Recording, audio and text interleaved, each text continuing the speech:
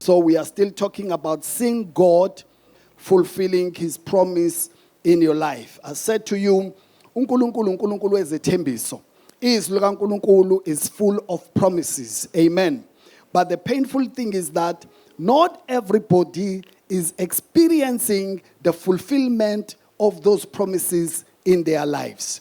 Just like the children of Israelites, God gave them a promise, which I'm taking you out ezweni laseGibhithe, and I'm taking you into the land that is flowing with milk and honey.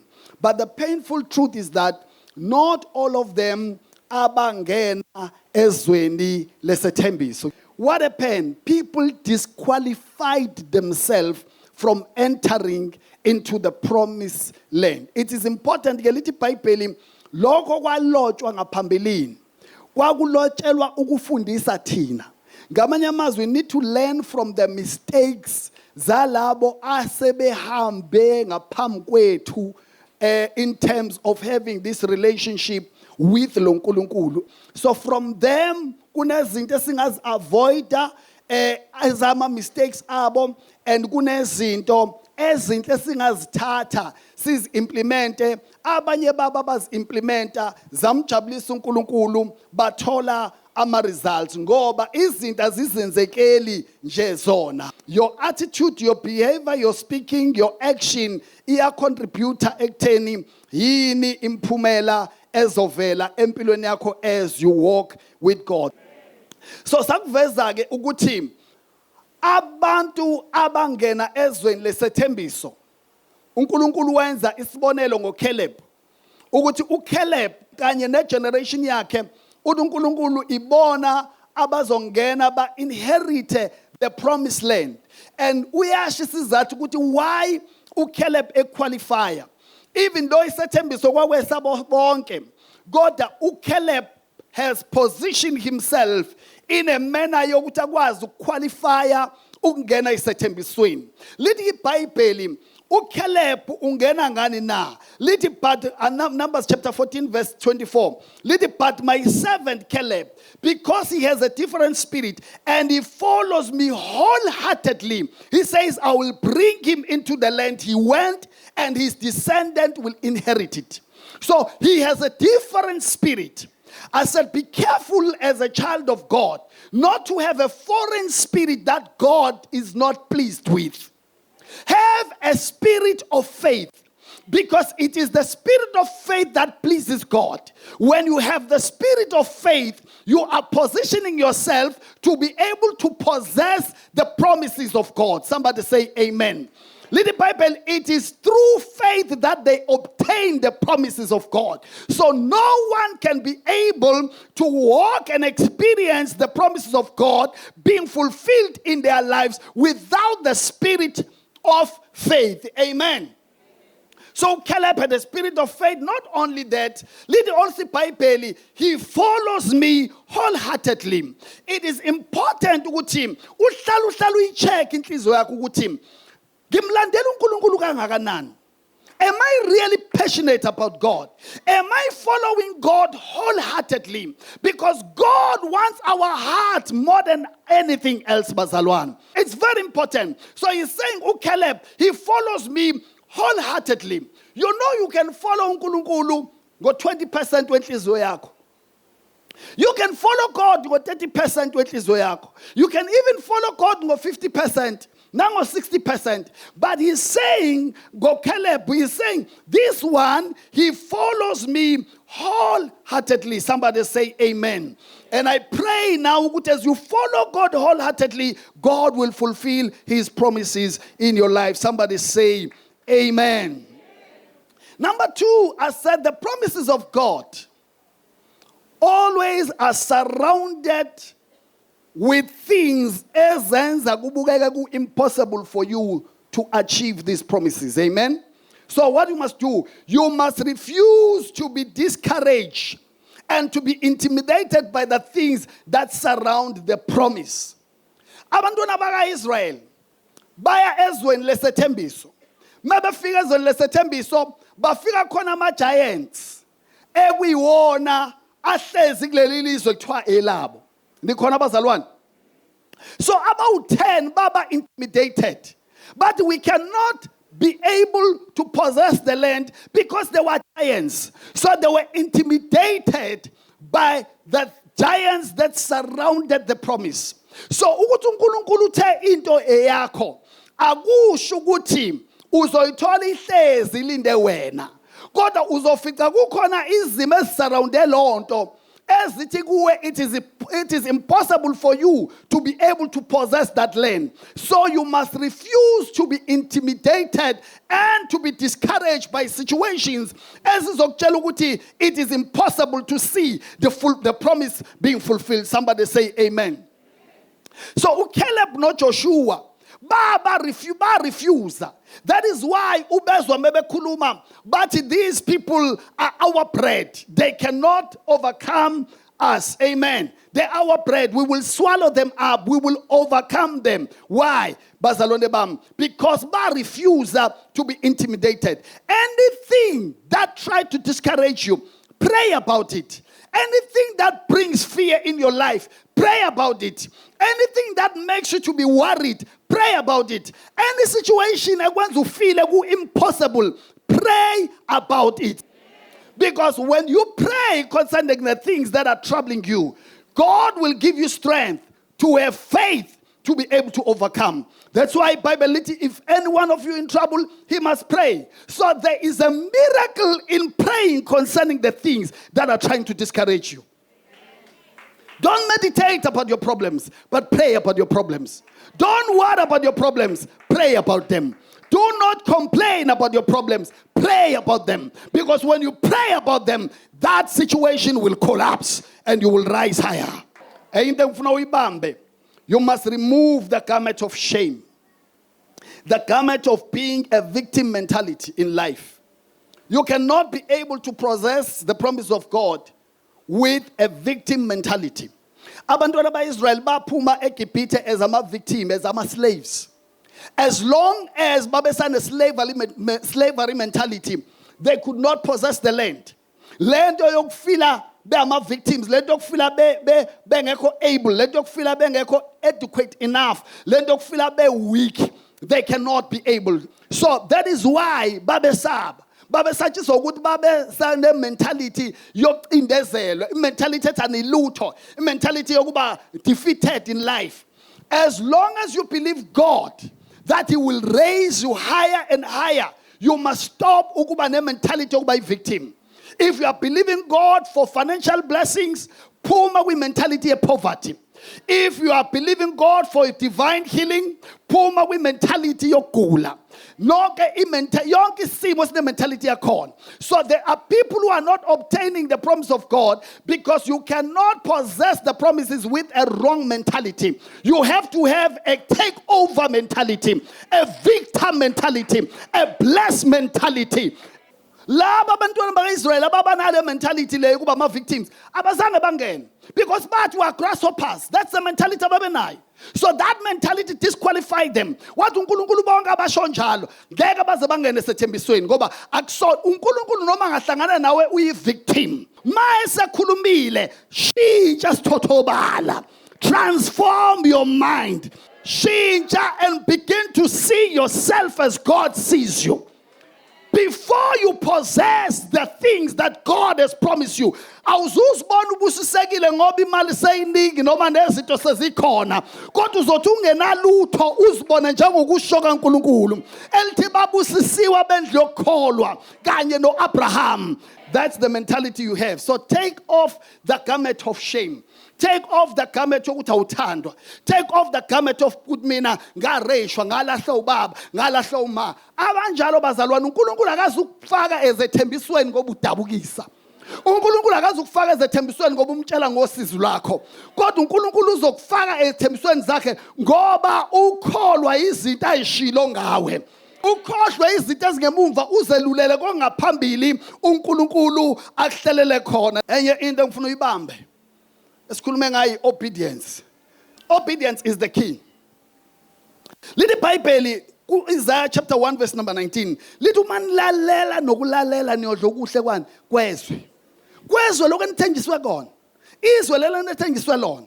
So I-obedience yakho will take you to see the fulfillment of the promises of God.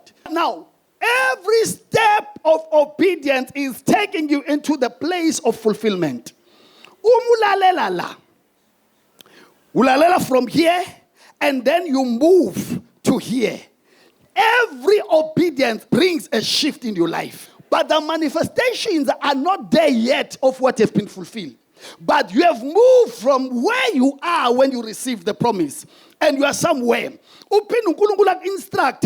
Ulalele, then you find yourself, you are here. Now, because you are still in the chain. Upinde futhi ulalele awukafiki khona kodwa ungcono kunomuntu osame la tshelwe khona. Because uma isethembiso sesila sekusela amaqhatha ambalwa uthi possess what God has promised you.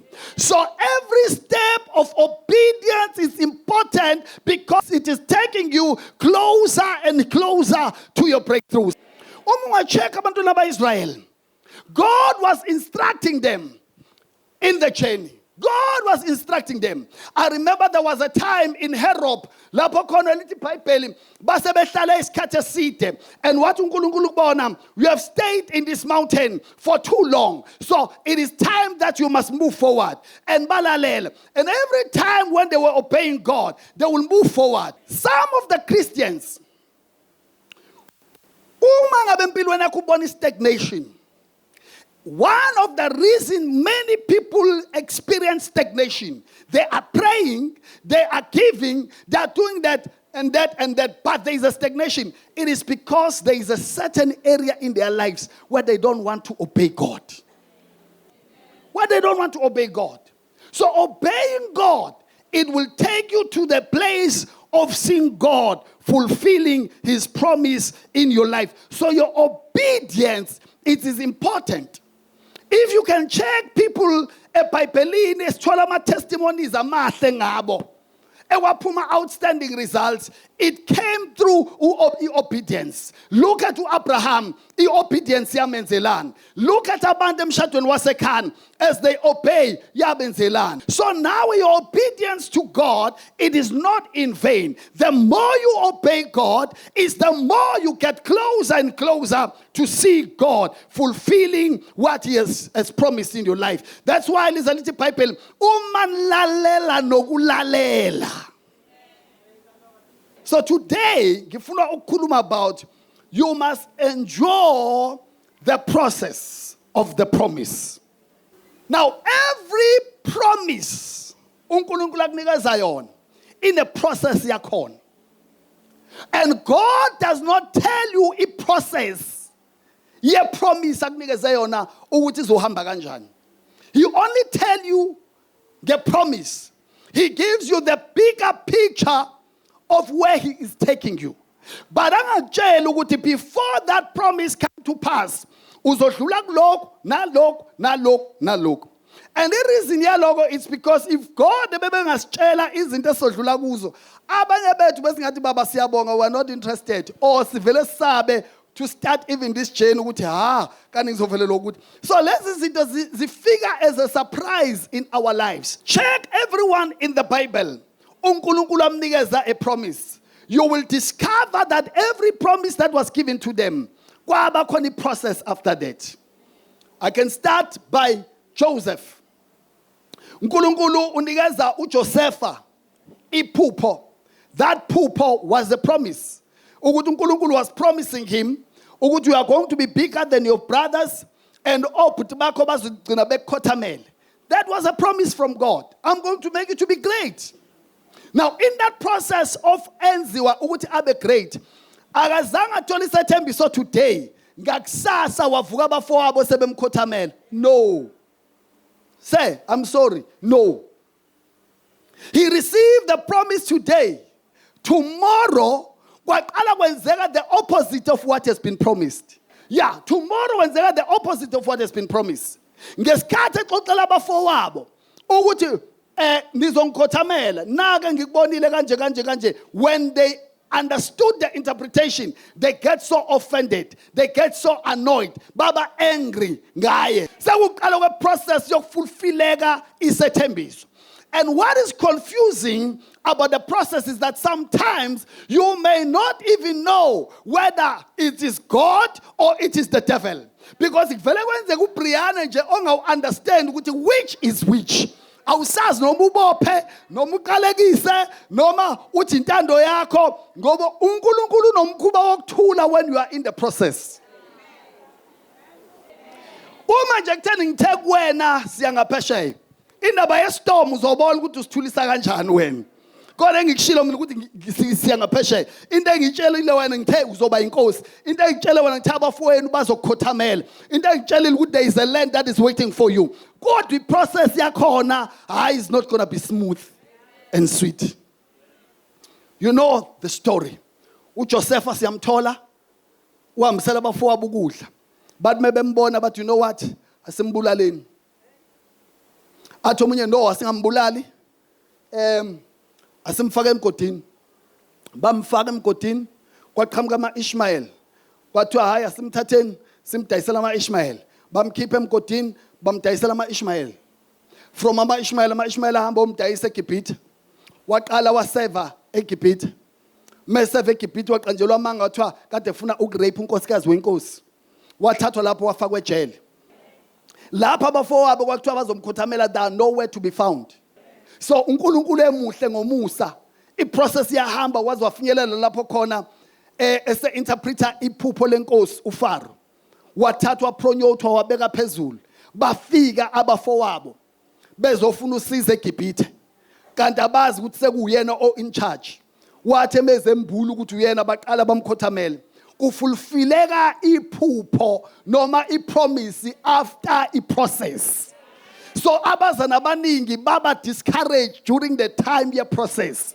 Ngoba the process is confusing, the process is not nice. The process ifuna ukwazi ukubekezela, ifuna ukwazi ukuphikelela, ifuna ungakhohlwa ukuthi uNkulunkulu utheni, ifuna ungangabazi process, ifuna ukuthi ume noma kubukeka konke ngathi it's falling apart, but wena uyama because you know I'm in the process. uNkulunkulu uthembisa uDavide ngomprofeti uSamuel uzomgcoba umgcobela ukuba inkosi. Amaqedwa ukugcoba ukuthi abe inkosi asimtholi immediately ehambe ohlala esihlalweni sobukhosi ngoba kukhona abantu bazalwane uSaul esihlalweni. Uyazi bazalwane nezinto ezike ziprofethwe kithi ezinkulu. Kwesikhathi uNkulunkulu akhulume kuwe izinto ezinkulu. Kuthi uNkulunkulu uzokusebenzisa mightily agijima umuntu neBhayibheli ayoshumayela. Ngoba kuthiwa uNkulunkulu uzomsebenzisa mightily. Engabe uyahamba uyoseva. Ahamba yofunda. Ahamba ohlala phansi. Ayolifundela izwi ukuthi lakhe yena libusise yena. Angagijima ukulishumayela. Engakaliprove ukuthi liyamsebenzela yini yena. Ngoba lizobasebenzela kanjani abanye ungakaliboni lisebenza kuwe unganawo ama personal testimonies yento oyishumayelayo. So abantu bekuthiwa babiziwe bafila ikholinga kaNkulunkulu bagijima bafuna ukuya phambili baze baphatheke kabuhlungu ukuthi kuleli bandla ngathi umuntu akalithola ithuba ake ngeke kwelinye ibandla mhlawumbe ngizonikezwa amathuba khona. Listen to me, hlala phansi uzondle ngezwi ligcwale. By the time ifitha isikhathi sakho sifika unama testimonies uzoshumayela into yaziyo ukuthi iyakusebenzela wena bese uyabatshela nabanye ngesibindi ukuthi ngiyayazi lento. That's a problem today. That's why sinabashumayeli namhlanje abashumayela baqede bambophuza amasavana. Baphethwa istress ukuthi into abayishumayelayo azibasebenzeli kwabona. Because they did not go through the process. Pastors of today bayagula, they are not okay. Why? Because bagijime ngokumemezela kanti bekufanele baqale bayihle lento. Iqali babele wena.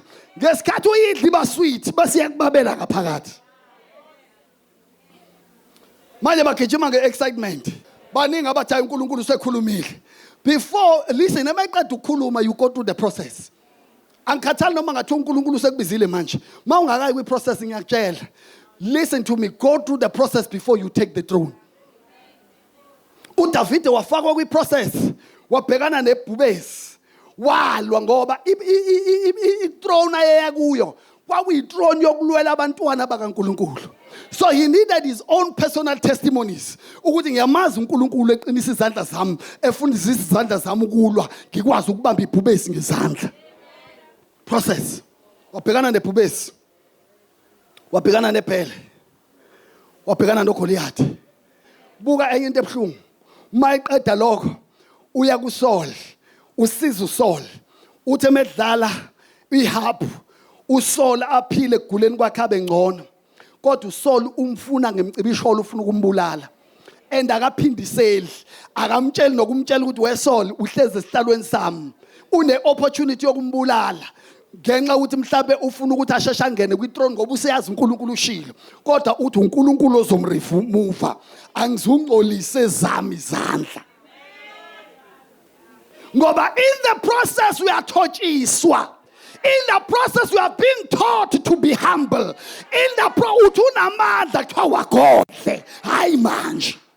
So abantu abawobtain ama-promises, abantu abavumayo to go through the process yokwakhiwa. Athi Isaiah 66, wena uNkulunkulu wavumela abantu bagibele phezu kwamakhanda ethu.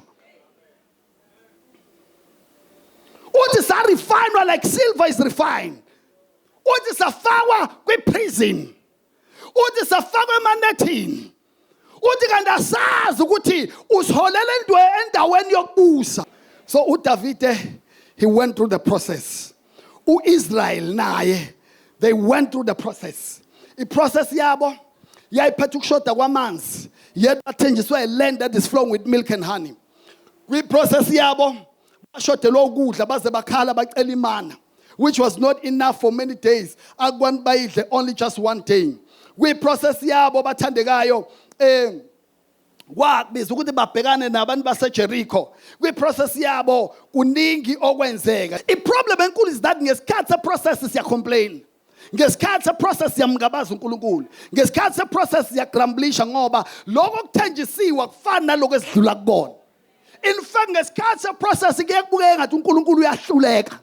Ngesikhathi se-process kuye kubukeka ngathi uNkulunkulu akayizwa umthandazo. Ngesikhathi se-process kuye kubukeka ngathi ukulandela kwakho kuyize. Ngesikhathi se-process lokho kuprophethiwe kuye ngathi akusebenzi. Whoever prophesied, he was prophesying a lie. God, I have come to tell you ukuthi wethembekile othembisile. So if Joshua went through a process, if the children of Israelites went through a process, if Mary went through a process, Niaz number one, you went through a process. And the process yakhe, what after eseprophetiwe, ukuthi uzozala umntwana. Lithi iBhayibheli uJosepha lo ayezoshada naye. Lithi iBhayibheli wanyonyoba ngasese. What decide ukuthi uyamshiya. Wavinjwa ingelosi. Yathi ingelosi ungamshiyi ngoba lokho akukhulelwe kungokomoya kaNkulunkulu. Ngifuna ukukutshela ukuthi kwi-process laba abaseduze nawe kwesinye isikhathi bayakushiya. Unless uNkulunkulu ebatshelile ukuthi hayi ukwi-process lo muntu ungamshiyi. Bakushiya businessini sewuplanile usu-strategizile ukuthi ngenza ukuthi nokuthi bakushiye laba nakade okade ubathemba bakushiye. So no Joseph wayesemshiya wabanjwa into eyodwa ukuthi kwafika ingelosi yathi ungamshiyi. Ngoba kwi-process kukhona abakushiyayo. Ngabasola ukuthi abanawo amehlo kubona ukuthi lo muntu kwi-process. If only bebengabona yilabo bezoma khona nawe kakhulu kunakuqala. Ngoba I guarantee you ma we-process labo abakushile ngeke uNkulunkulu ephila. I'm telling you, kusasa bohlangana nawe bobe sebebhawa bethi ngoba uNkulunkulu ebesemsebenzini empilweni yakho. That's why ungakhaleli kakhulu abantu, ukhalela uNkulunkulu. Maybe kushiya abantu ukhalela inkosi wena ungangishiyi wena. Ngoba mengashiyo wena ngiyophalala njengamanzi. So even now as a child of God, God has promised you big things and great and mighty things.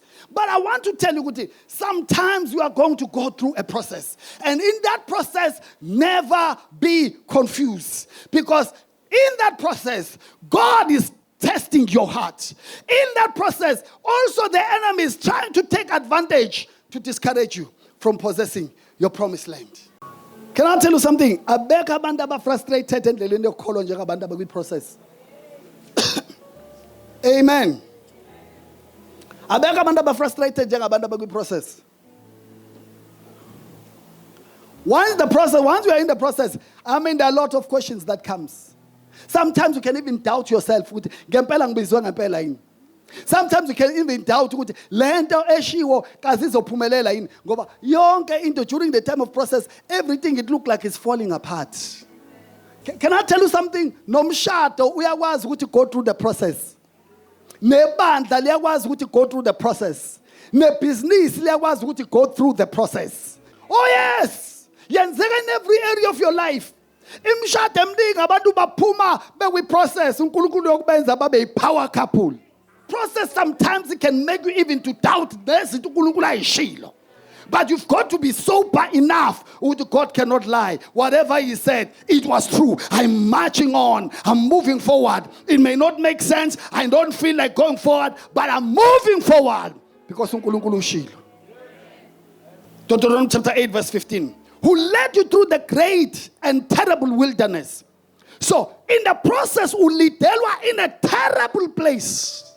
Terrible places. Hayi ngoba uzondwa, kodwa uyakhiwa kwi process. Little Bible. And this place was full of serpents. It was full of scorpions.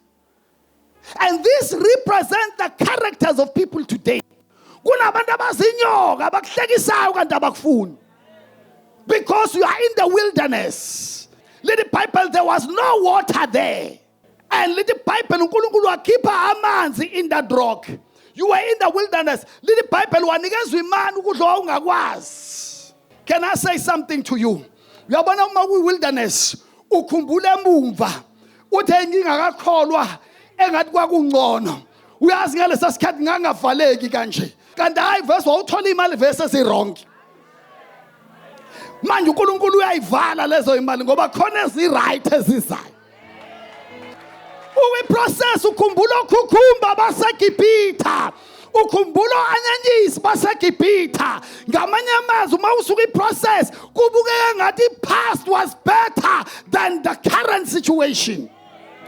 Kodwa ngifuna ukukutshela ukuthi lokhu uNkulunkulu akuthembisile kukhulu kunaloko ophuma kuko noma kwakubukeka kukhulu kodwa lokho okuthenjisiwe kufar greater than nalokuyana. God cannot lie. Your past cannot be greater than your future. Your greater days are ahead of you, not in your past. Ingakho sisilulela kongaphambili. Sikhohlwa ngemumva. Noma kwakuyinzuzo kithi noma kwakukuhle kodwa siyamazi othembisile. He's got better promises. He's got better things for us. Hallelujah. Wethembekile othembisile. Wethembekile othembisile. Sukumume ngenyawo. Just enjoy the process mntaka baba. Unga give up ngesikhathi se process. Unga give up. Ungavumela uSathane adlale ngawe. Ulifunde leli verse engilifundile musuze ekhaya. uNkulunkulu useke sihamblisha ukuze mase sifike lapha phezulu sikwazi ukuthi singabe abazalwane abayibuyiselayo kubantu abasigile empilweni. Uvela ubatshela ukuthi hayi it was God. Kwanganini usho njalo uJosepha uma eselapha esicongweni uthi hayi bazalwane bami bafowethu ningafeel bad ukuthi manje sengizosibuyiselela ngoba sengi right ngizonisiza for free. Hey lalela wena lithi iBhayibheli undlala itafula phambi kwezitha zami. Athi ugcoba ikhanda lami ngamafutha. Athi indebe yami iyachichima. Athi okuhle nomusa kuyangilandela. Athi yonke imihla yokuphila kwami. Athi I will dwell in the house of the Lord all the days of my life. But when we process uthi uyabuka ubona ngathi ulandelwa ama generational curses. Mawuthi uyabuka ulandelwa usize. Mawuthi uyabuka ulandela ubunzima. Mawuthi uyabuka ulandela ukuhlupheka. Oh hallelujah. wena vumela uNkulunkulu agcobe ikhanda lakho ngamafutha. Once waligcoba ikhanda lakho ngamafutha, indebe yakho izochichima, okuhle nomusa kuzokulandela. You will not end in shame. You will not end in disaster. You will not end in misery. You will not end in terrible places, but you will end in higher places, because he who has begun a good work in you, he will perfect it until the day of Jesus Christ.